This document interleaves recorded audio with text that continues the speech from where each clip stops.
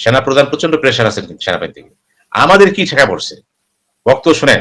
আমরা সেনাবাহিনী আমাদের কাজটা কি? রিক্রুটমেন্ট নিয়ে এসে দেশের সার্বভৌমত্ব প্রতীক আমরা। আমাদের কাজ হলো দেশকে রক্ষা করা। আমাদের কাজ সিভিল প্রশাসন রক্ষা করে না। ১৬০-৭০ পেয়ে যেতে পারেন তারা। পেয়ে যেতে পারেন এবং এই যে অবস্থা দেখেন। গ্রামগঞ্জে কিন্তু জামাত সব জায়গায় কিন্তু তার অবস্থান একেবারে সরিক করে ফেলেছে। তার চেয়ে বড় পরিচয়টা কি? বড় পরিচয় হচ্ছে সততা, দক্ষতা, নিষ্ঠা, নিয়মানুবর্তিতা ডক্টর এবং সাঈদ, আপনি কি আসলেই মনে করেন জামাত ১৭০টা আসন পেতে পারে? না, আমি সেটা মনে করছি না। বলছি কেউ বলছে। যে আইন শৃঙ্খলা পরিস্থিতির নিয়ন্ত্রণে যে সেনাবাহিনী আছে ম্যাজিস্ট্রেসি পাওয়ার নিয়ে, সেটা অর্ধেক সরিয়ে নেওয়ার সিদ্ধান্ত নিচ্ছে এমন সময় যখন আওয়ামী লীগ ১৩ তারিখ থেকে লকডাউন ঘোষণা করেছে। যদিও এসব লকডাউন, শাটডাউন বাংলা ব্লক এগুলো জুলাই আন্দোলন থেকে নেওয়া, জাহাঙ্গীর কবির নানা ঘোষণা দিয়েছেন যে এরকম লকডাউন, শাটডাউন। এখন আওয়ামী লীগ চেষ্টা করবে অবশ্যই দেশে একটা অস্থির পরিস্থিতি করার জন্য, যেহেতু তাদেরকে সারা নির্বাচনটা হচ্ছে।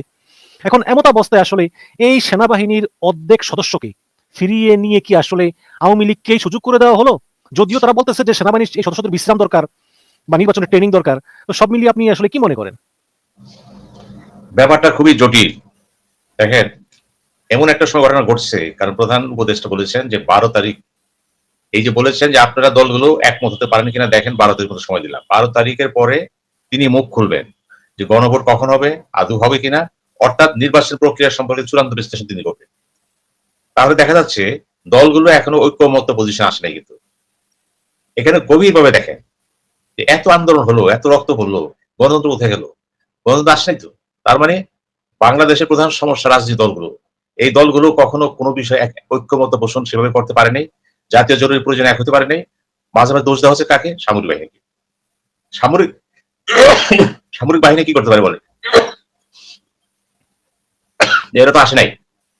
আমরা তাদেরকে বাধ্য করেছি। আবার তারা আসার পরে দেখা যাচ্ছে বিভিন্ন কর্মকাণ্ডে জড়ায় গেছে, আবার তারা বিচারের মুখোমুখি হচ্ছে। এই যে পরিস্থিতিটা, এই পরিস্থিতি কিন্তু সামরিক বাহিনীর ভিতরে কিন্তু চরম অসন্তোষ দেখা দিচ্ছে। যে আমরা সিভিল প্রশাসনে গেলাম, আমাদেরকে কোঅপ করা হলো, আবার আমাদের কাজ করানো হলো, এবং আমরা ফিরে আসলাম, কিন্তু আর বিচারের মুখোমুখি হয়ে গেলাম।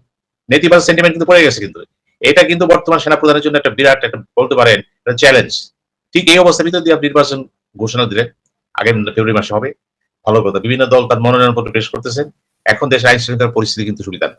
ঠিক এই স্টেজে সিভিল প্রশাসনে এখন আমরা দেখছি পুলিশ বাহিনী, আনসার, বিডিবি এরা কিন্তু তৎপরছত্র না। তারা এখনো সেভাবে কাজ করার মতো উৎসাহী না বা কর্মঠ না, অথবা তারা সেই সুযোগ পাচ্ছে না, বিভিন্ন কারণ হতে পারে। এরকম একটা ভঙ্গুর অবস্থা যদি সামরিক বাহিনীর 50% চলে যায়, তার মানে 50% অবস্থা কিন্তু কিছুটা হলেও কিন্তু বেসামাল হয়ে গেল। কোন সময়টা? যখন নির্বাচনের সামনে আসলো। তাহলে দেখা যাচ্ছে কেন এটা হচ্ছে। এই যে জামাত ইসলাম বলতেছে কি, তারা ১১ তারিখে সারা বাংলাদেশ থেকে লোক আসবে ঢাকায়, বিরাট মিছিল করবে। কেন করবে? তাদের ৫ দফা দাবি। এই যে 5 দফা দাবি, যেখানে উভয় পরিষদে পিআর থাকবে, তারা বলেছে, এবং জুলাই সনদ পাস করতে হবে, এবং 14 দলকে ব্যান করতে হবে। আবার সেই একই কথা আসতেছে। কিন্তু এখন প্রশ্ন হলো, এত বড় চ্যালেঞ্জ, সেখানে একাধিক মুসলিম দল এক হয়েছে, এবং জামাত ইসলামের যিনি আমির, নায়েবে আমির আবু তাহের বলেছে, আব্দুল্লাহ আবু তাহের, যে সোজা আঙ্গুলে ঘি না ওঠে তা আঙ্গুল ব্যাখ্যা করে দেবো। খেয়াল করবেন কিন্তু এত বড় কথা কিন্তু বাংলাদেশের রাজনীতি এই পর্যন্ত কোনো দল বলে নাই। এনসিপি অনেক কথা বলেছে, তো আমরা তো মনে করেছিলাম তাদের বয়স্ক অনেক কিছু বলে, আন্দোলনে ছিল একটা খুব আছে, প্রাপ্তি ব্যাপার স্যাপার আছে। কিন্তু জামাত ইসলাম যখন বলে যে সোজা আঙ্গুলে ঘি না উঠলে আঙ্গুল ব্যাখ্যা করে দেবো, ইট মিনস পানি অনেক দূর ঘুরে গেছে। কিন্তু এই জামাত ইসলাম কিন্তু সেই জামাত ইসলাম না। এরা কিন্তু বাংলাদেশে ইতিমধ্যে গ্রাসরুট লেভেলে কিন্তু তাদের অবস্থান অনেক। তারা সিস্টেমেটিকলি ক্যাডার ভিত্তিক দল কিন্তু। এবং তারা যখন মিছিল করে, এই ঢাকায় 2টা মিছিল করে, 2টা দেখলাম 2টা নির্বাচনী এলাকায় শত শত শত মোটর কার সাইকেল, এবং সাইকেলই শুধু না, এত সুশৃঙ্খল তারা করলো যে কোনো পথচারী কোনো অসুবিধা হয়নি। এগুলো দেখার বিষয়। কিন্তু জামাত চাচ্ছে নিজেদেরকে একটা আদর্শ মডেল হিসেবে দাঁড় করাতে, সততা, দক্ষতা, কর্ম সবকিছুতে, এবং পাশাপাশি চাচ্ছে দেশের পরিবর্তনের সাথে জামাত ইসলাম মনে করতেছে তাদের ভাগ্য জয় আছে, এবং তাদের একটা বিশ্বাস নির্বাচনে তারা বিজয়ী হবে, তাদের বিশ্বাস। এবং এই বিশ্বাসকে ইতিমধ্যে কিছু কিছু ইউটিউবার, বিখ্যাত ইউটিউবাররা এই বিশ্বাসকে আরো গাঢ় করে দিচ্ছে। কিন্তু অর্থাৎ ১৬০-৭০ পেয়ে যেতে পারেন, তারা পেয়ে যেতে পারেন।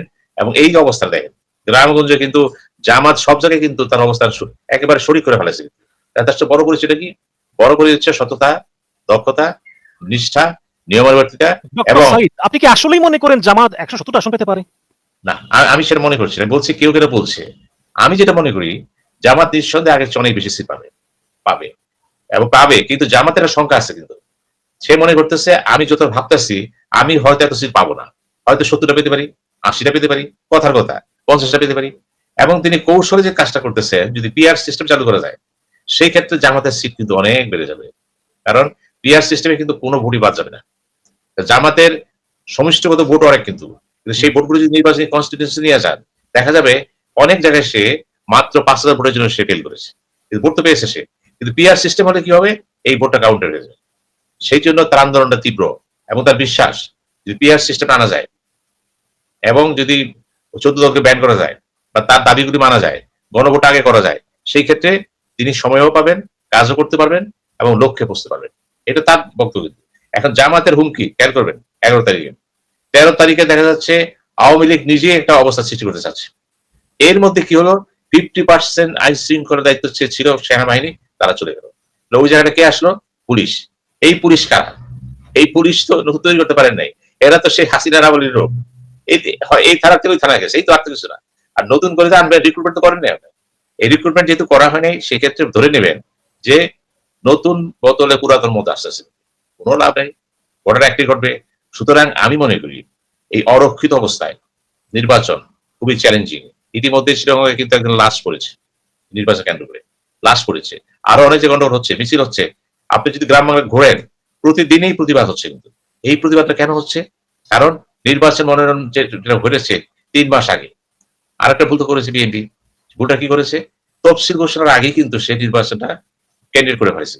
এটা ছিল বিএনপির পক্ষে। অনেকে বলবেন বিএনপি তার ঐতিহাসিক কাজ করেছে, আমি মনে করি না, ঐতিহাসিক ভুল করেছে। 3 মাস যদি আপনি নমিনেশন দিয়ে দেন, দলের ভিতরে যে বিশৃঙ্খল পরিবেশটা আসবে সেটা রোধ করতে পারবেন না। আর যারা মনে করেন 3 মাস হলে দল ঠিক হয়ে যাবে, স্থিরতা চলে আসবে, সমস্যা থাকবে না, তারা যে দেশে আসবেন সব ঠিক আছে, দুইটা মতবাদ পাশাপাশি চলতেছে। কিন্তু আমি মনে করি এত তাড়াতাড়ি নমিনেশন তো ঠিক হয়নি। আবার নমিনেশন দিতে যে যারা নতুন পুরাতন সমন্বয় সাধন করছে, 83 জন এসেছে পূর্ণ বলতে পারে তরুণ, এটা ভালো লক্ষণ। তরুণরা তো আসতে পারি। এখন এটা যদি মেনে নেন, সেই ক্ষেত্রেও কিন্তু কথা আছে। জামাত ইসলাম তো নমিনেশন দিয়ে রাখছে, তার তো সমস্যা নাই।